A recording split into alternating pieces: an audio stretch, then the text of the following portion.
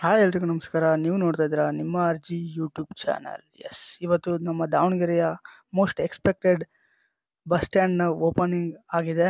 ಅದರ ಸಣ್ಣದಾಗಿ ನಿಮಗೆ ತೋರ್ಸೋಕ್ಕೆ ಇವತ್ತಿನ ಈ ವಿಡಿಯೋ ಮಾಡ್ತಾಯಿದ್ದೀನಿ. ಬನ್ನಿ. ಒಳಗಡೆ ಎಂಟ್ರೆನ್ಸ್ ಆದ ತಕ್ಷಣವೇ ನಿಮಗೆ ವಿಶಾಲವಾದ ಸ್ಪೇಸ್ ಕಾಣುತ್ತೆ. ಈ ಕಡೆ ಟಿಕಿನ್ ಬುಕ್ಕಿಂಗು ಹಾಗೂ ಪಾಸಸ್ನೆಲ್ಲ ವಿತರಣೆ ಮಾಡ್ತಾರೆ. ಇಲ್ಲಿ ಪೂಜೆ ಕೂಡ ಮಾಡಿದ್ದಾರೆ ಇವತ್ತು ಇನಾಗ್ರೇಷನ್ ದಿನ. ಹಾಗೂ ಒಳಗೆ ಬರ್ತಾ ಇದ್ದಂಗೆ ಈ ಕಡೆ ವಿಭಾಗೀಯ ಕಚೇರಿ ಕೂಡ ನೋಡ್ಬೋದು ನೀವು. ಹಾಗೆ ಈ ಕಡೆ ರೈಟ್ ಸೈಡ್ ನೋಡಿದ್ರೆ ನಿಮಗೆ ವಾಶ್ರೂಮು ಹಾಗೂ ಈ ಕಡೆಯಿಂದ ಒಂದು ಎಂಟ್ರೆನ್ಸ್ ಕೂಡ ಇದೆ. ಹಾಗೆ ಮುಂದಕ್ಕೆ ಹೋಗ್ತಾ ಇದ್ದಾಗಲೇ ಈ ಕಡೆ ಪೂರ್ತಿ ಪ್ಲ್ಯಾಟ್ಫಾರ್ಮ್ಸ್ಗಳು ಕಾಣ್ತವೆ. ಇಲ್ಲೊಂದೆರಡು ಮಳಿಗೆಗಳು ಕಾಣ್ತವೆ. ಹಾಗೆ ಮುಂದೆ ಬಂದರೆ ಪೂರ್ತಿ ಪ್ಲ್ಯಾಟ್ಫಾರ್ಮ್ಸ್ ಇವೆಲ್ಲ. ಆಮೇಲೆ ಇಲ್ಲಿ ಪೊಲೀಸ್ ಚೌಕಿ ಅಂತ ಇದೆ. ಅಂದರೆ ನಿಮ್ಗೇನಾದರೂ ತೊಂದರೆ ಆದರೆ ಅಲ್ಲಿ ಪೊಲೀಸರು ಇರ್ತಾರೆ, ಅಲ್ಲ ಕಾಂಟ್ಯಾಕ್ಟ್ ಮಾಡ್ಬೋದು ನೀವು ಅವ್ರನ್ನ. ಇಲ್ಲೆಲ್ಲ ಪೂರ್ತಿ ಬಸ್ಗಳು ನಿಲ್ಲಿಸೋಕ್ಕೆ ವ್ಯವಸ್ಥೆ ಮಾಡಿದ್ದಾರೆ, ನೋಡ್ತಾ ಇದ್ದೀರಾ ನೀವು. ಇದು ಟ್ರಾಫಿಕ್ ಕಂಟ್ರೋಲ್ ರೂಮ್ ಅಂತ. ಇದು ಮಹಿಳೆಯರಿಗೆ ಹಾಗೂ ಗರ್ಭಿಣಿ ಸ್ತ್ರೀಯರಿಗೆ ವಿಶ್ರಾಂತಿ ಕೊಠಡಿ ಕೂಡ ಇದೆ ಅಲ್ಲಿ. ಅಲ್ಲೋಗಿ ಆರಾಮಾಗಿ ವಿಶ್ರಾಂತಿ ಕೂಡ ಮಾಡಬಹುದು. ಅಷ್ಟೇ ಅಲ್ಲದೆ ಫಂಕ್ಷನ್ ಮಾಡಿದರು ಅಂತ ಹೇಳಿದ್ನಲ್ಲ, ಫಂಕ್ಷನ್ ನಡೆದಂಥ ಸ್ಥಳ ಇದು. ಇವತ್ತು ಫಂಕ್ಷನ್ನಿಗೆ ಇನ್ವೈಟ್ ಕೂಡ ಮಾಡಿದ್ರು, ಬಂದಿದ್ದೆ ನಾನು ಕೂಡ ಫಂಕ್ಷನ್ಗೆ. ಇದು ಹೊಸದಾಗಿ 12 ಬಸ್ಗಳನ್ನ ಲಾಂಚ್ ಮಾಡಿದ್ದಾರೆ. ಅದರಲ್ಲಿ ಅಶ್ವಮೇಧ ಅನ್ನೋ ಬಸ್ಸು ಸಖತ್ತಾಗಿದೆ. ಬಸ್ ಮಾತ್ರ ಆ ಬಸ್ನಲ್ಲಿ ಒಬ್ಬ ಡ್ರೈವರ್ ಕಮ್ ಕಂಡಕ್ಟ್ರು ಒಬ್ಬರೇ ಒಂದು ಪ್ಲೇಸಿಂದ ಬಿಟ್ಟರು ಅಂದರೆ ಇನ್ನೊಂದು ಪ್ಲೇಸಿಗೆ ಸ್ಟಾಪ್ ಮಾಡಿಬಿಡ್ತಾರೆ. ಅಂದರೆ ನಾನ್ ಸ್ಟಾಪ್ ಗಾಡಿಗಳವು. ಸಖತ್ತಾಗಿದೆ bus. Next bus driver uncle ಕೂಡ ಇದ್ದಾರೆ, ಅವ್ರ ಜೊತೆಗೆ ಮಾತಾಡಿದ್ದೀನಿ. ಆ ವಿಡಿಯೋನು ಈಗ ನೆಕ್ಸ್ಟ್ ಬರುತ್ತೆ, ನೋಡ್ತಾ ಇರಿ. ಬಸ್ಗಳು ಮಾತ್ರ ಸಿಕ್ಕಾಪಟ್ಟೆ ಕಲರ್ಫುಲ್ಲಾಗಿ ಸಖತ್ತಾಗಿ ಕಾಣಿಸ್ತಾ ಇದ್ವು ನನಗಂತೂ. ನೋಡ್ತಾ ಇದ್ದೀರಾ ಅಶ್ವಮೇಧ ಕ್ಲಾಸಿಕ್, ಸಖತ್ತಾಗಿದೆ ಬಸ್ ಲುಕ್ನು. ಈಗ ಮಾತಾಡ್ತಾರೆ ನೋಡಿ ಅಂಕಲ್. ಸರ್, ಇವಾಗ ಬಸ್ಸು ದಾವಣಗೆರೆ ಬೆಣ್ಣೆನಗರಕ್ಕೆ ಹೊಸ ಬಸ್ ಸ್ಟಾಪ್ ಆಗಿದೆ. ಎಲ್ಲ ಸ್ಮಾರ್ಟ್ ಸಿಟಿ ಬಸ್ ಸ್ಟಾಪ್ ಇದು. ಒಳ್ಳೆ ಚೆನ್ನಾಗಿದೆ. ಇಲ್ಲಿ ಹೊಸ ಬಸ್ ಕೊಟ್ಟಿದ್ದಾರೆ, ಅಶ್ವಮೇಧ ಅಂತ. ಎಲ್ಲ ಚೆನ್ನಾಗಿದೆ. ಸೀಟ್ ಕಂಫರ್ಟೇಬಲ್, ಪ್ರಯಾಣಿಕರಿಗೆ ಒಳ್ಳೆ ಬೆನಿಫಿಟ್ ಇದೆ ಬಸ್ಸಲ್ಲಿ. ಚೆನ್ನಾಗಿದೆ, ಹೋಗೋಕ್ಕೆ ಟ್ರಾವೆಲ್ ಮಾಡೋಕ್ಕೆ ತುಂಬ ಚೆನ್ನಾಗಿದೆ ಬಸ್ಸು. ಆಮೇಲೆ ಬಸ್ ಸ್ಟಾಪ್ ತುಂಬ ನೋಡತಕ್ಕಂಥ ಬಸ್ ಸ್ಟಾಪ್ ಮಾಡಿದ್ದಾರೆ. ಈ ದಾವಣಗೆರೆ ಹೆಂಗಿದೆ ಬೆಣ್ಣೆನಗರ, ಹಂಗೆ ಬಸ್ ಸ್ಟಾಪು ಕೂಡ ಚೆನ್ನಾಗಿದೆ. ಸರ್, ಬಸ್ಸು ಇದರಲ್ಲಿ ಕ್ಯಾಮ್ರಾ ಇದೆ, ಏನಾರ ಅನಾಹುತ ಆದರೆ ಕ್ಯಾಮ್ರಾ ಇದೆ, ಯಾರಿಗೂ ಏನು ತೊಂದರೆ ಆಗಲ್ಲ. ಆಮೇಲೆ ಸೇಫ್ಟಿ ಕೊಟ್ಟಿದ್ದಾರೆ, ಎಲ್ಲ ಬೆಲ್ಟ್ ಸಿಸ್ಟಮ್ಮು. ಆಮೇಲೆ ಸೀಟ್ ಕಂಫರ್ಟೇಬಲ್ ಇದೆ, ಒಟ್ಟಿಗೆ ಹೈಟ್ ಇದೆ. ಚೆನ್ನಾಗಿದೆ ಬಸ್ಸು, ಕಂಫರ್ಟೇಬಲ್ ಇದೆ ಪ್ರಯಾಣಿಕರಿಗೆ ಓಡುವ. ಸರ್, ತುಂಬಾ ಖುಷಿ ಆಗುತ್ತೆ. ಎಲ್ಲ ಇಂಜಿನಿಯರ್ಸ್ ಎಲ್ಲ ಒಂದು ಮುಖದಲ್ಲಿ ಒಂದು ಮಂದಹಾಸ ತುಂಬಿದೆ. ಯಾಕಂದ್ರೆ ಒಬ್ಬ ಇಂಜಿನಿಯರ್ ಏನೋ ಒಂದು ಉದ್ಘಾಟನೆ ಆದ್ರೆ ಅದ್ರ ಖುಷಿನೇ ಬೇರೆ ಅನ್ಸುತ್ತೆ. ತುಂಬಾ ಖುಷಿ ಆಗ್ತದೆ ಸರ್ ಎಲ್ಲರಿಗೂ ಹಂಗೆ ಖುಷಿ ಅನಿಸ್ತಿದೆ. ಓಕೆನಾ, ಇಷ್ಟು ದಿನ ತುಂಬ ವರ್ಷಗಳ ದಾವಣಗೆರೆಯಲ್ಲಿ ಬಂದ್ಬಿಟ್ಟಿದೆ. ಅದು ದೊಡ್ಡದು KSRTC ಬಸ್ ಸ್ಟ್ಯಾಂಡು. ಚೆನ್ನಾಗಿ ಅನಿಸ್ತುಂಟು ಎಲ್ಲರಿಗೂ. ಎಲ್ಲರೂ ಎಫೆಕ್ಟ್ ಪಟ್ಟಿದ್ದಾರೆ, ಚೆನ್ನಾಗಿ ಅನಿಸ್ತುಂಟು. RK ಫ್ಯಾಮಿಲಿಗೆ ನಾನು ಥ್ಯಾಂಕ್ ಹೇಳಕ್ಕೆ ಇಷ್ಟಪಡ್ತೀನಿ. ಎಲ್ಲ ಯಂಗ್ಸ್ಟರ್ ಟೀಮ್ ಸೇರಿಸಿ ಇಂಥ ದೊಡ್ಡ ಪ್ರಾಜೆಕ್ಟ್ ನಮ್ಮ ಕೈಲಿ ಕೊಟ್ಟು ನಮ್ಮ ಕಂಪ್ನಿಗೂ ನಾನು ಥ್ಯಾಂಕ್ಸ್ ಹೇಳಕ್ಕೆ ಇಷ್ಟಪಡ್ತೀನಿ. ಇಷ್ಟು ದೊಡ್ಡ ಪ್ರಾಜೆಕ್ಟ್ ಇಷ್ಟು ಮಟ್ಟಿಗೆ ಸಕ್ಸಸ್ ಆಗಿದೆ. 3 ವರ್ಷಗಳ ಕಾಲ ಕಷ್ಟಪಟ್ಟಿದ್ದೀವಿ. ಈಗ ಒಂದು ಫೈನಲ್ ಹಂತಕ್ಕೆ ಬಂದಾಗ ಮನಸ್ಸಿಗೆ ತುಂಬ ಖುಷಿ ಆಗ್ತಾ ಇದೆ. ಇಷ್ಟು ನಮ್ಮ ದಾವಣಗೆರೆ ಬಸ್ ಸ್ಟ್ಯಾಂಡ್ ಅಂತ ಹೇಳ್ಕೊಳಕ್ಕೆ ಒಂದು ಹೆಮ್ಮೆ ಇದೆ. ದಾವಣಗೆರೆ ಹುಡುಗ ಆಗಿ ಇಲ್ಲಿ ಕೆಲಸ ಮಾಡಿರೋದು ನನಗೆ ಮನಸ್ಸು ತೃಪ್ತಿ ಇದೆ. Thank you. ಈ ಪ್ರಾಜೆಕ್ಟ್ ಇಷ್ಟು ದೊಡ್ಡ ಪ್ರಾಜೆಕ್ಟ್ ಕಂಪ್ಲೀಟ್ ಮಾಡಿದ್ದು ಭಾಳ ಖುಷಿ ಇದೆ. ದಯವಿಟ್ಟು ವ್ಯೂವರ್ಸು ನಿಮ್ಗೆ ಏನು ಕಮೆಂಟ್ಸ್ ಅನ್ಸುತ್ತೆ, ಏನು ನಿಮ್ಮದು ಇದಿದೆ, ದಯವಿಟ್ಟು ಕಮೆಂಟ್ಸ್ ಮಾಡಿ. ಅಷ್ಟು ನೋಡಿಬಿಟ್ಟು ಇದೊಂದು ನಮಗಂತೂ ಖುಷಿಯಾಗಿದೆ. ನಾನು RK ಇನ್ಫ್ರಾ ಫ್ಯಾಮಿಲಿನೇ. ನಾನು ಬೇತೂರು ಬಸ್ ಸ್ಟ್ಯಾಂಡಲ್ಲಿ ಅಲ್ಲಿ ಒಂದು ಪ್ರಾಜೆಕ್ಟ್ ಇದೆ, ಆ ಪ್ರಾಜೆಕ್ಟ್ನ ಮುಗಿಸಿದ್ದೀವಿ. ಮತ್ತು ಇದು ನಮ್ಮ ಕಂಪನಿನೇ, ಇದರಲ್ಲಿ ನಾವೆಲ್ಲ ಕೆಲಸ ಮಾಡಿದ್ದೀವಿ.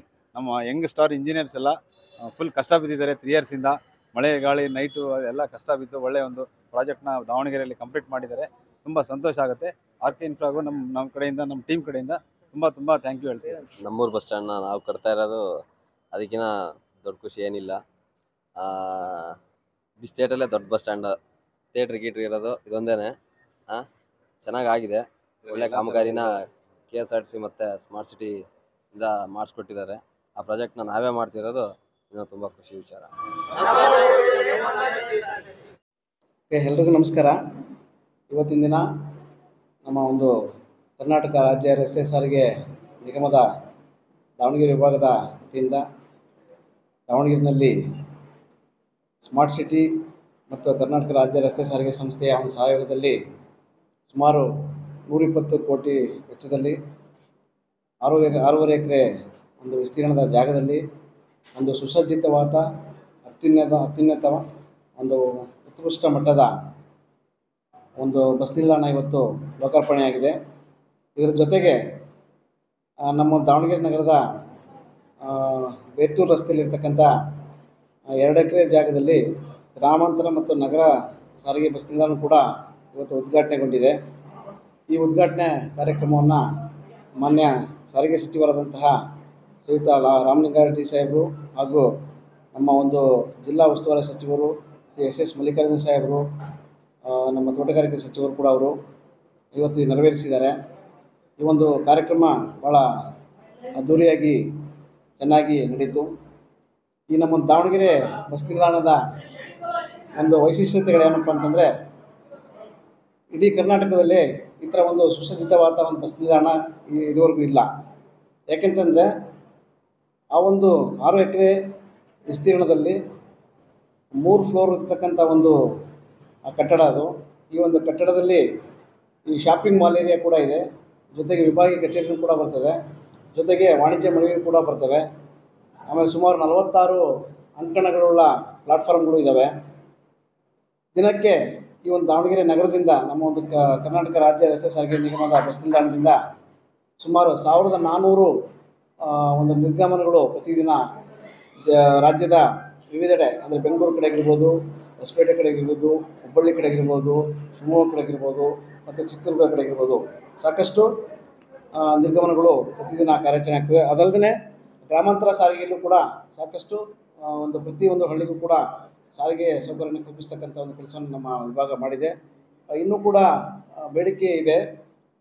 ಈ ಸರ್ಕಾರ ಈಗಾಗಲೇ ಹಂತವಾಗಿ ವಾಹನಗಳನ್ನು ಒಂದು ಸಂಸ್ಥೆಗೆ ಸೇರ್ಪಡೆ ಮಾಡ್ತಾ ಇದೆ.